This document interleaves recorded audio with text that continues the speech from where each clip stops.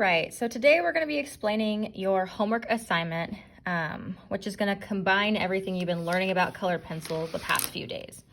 So this is a finished example of what it may look like, but there is a ton of different ways you could approach this. All I'm asking you to do is to use at least 6 of these techniques. Okay, there's 16 total that we practiced. We did 8 one day and we did another 8 the second day.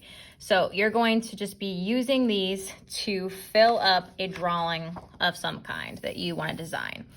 One of the easiest approaches to this would be just to make like a geometric design like this. So this one's all kind of squares and rectangles. It's kind of like Mondrian-esque. This one, I just did a bunch of triangles. Okay, so you could fill that one in.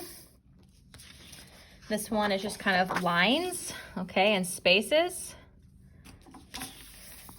Okay, this one's kind of, I don't know, kind of like futuristic in a way. So I just did diagonal lines and broke it up in weird places. You could do circles, okay. You could just truly make random lines and break up your space that way. You could even, make a logo of some kind and fill it in. You could have your name. You could do block letters, bubble letters, really anything. All I just want to see is that you fill the entire drawing with these techniques that we practiced. So again, there are 16 different ones that we practiced. You need to use like 6. I'm assuming you'll probably use more because you're going to run out of ideas. So here's a circular example. This is just a solid stumbling example, okay, or just smooth shading. This is a stumbling example. This is pattern shading, organized pattern shading. So is that. Okay, here's a gradient. Here is a circular example. Here's a cross circular example. Here's a gradient. Okay, here's cross hatching with 2 colors. Here's a gradient with black. Okay, here's impressing, stippling.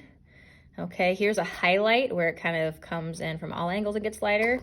Here's a highlight, a more traditional looking highlight from dark, light, and back to dark. Okay, here's another impressing example.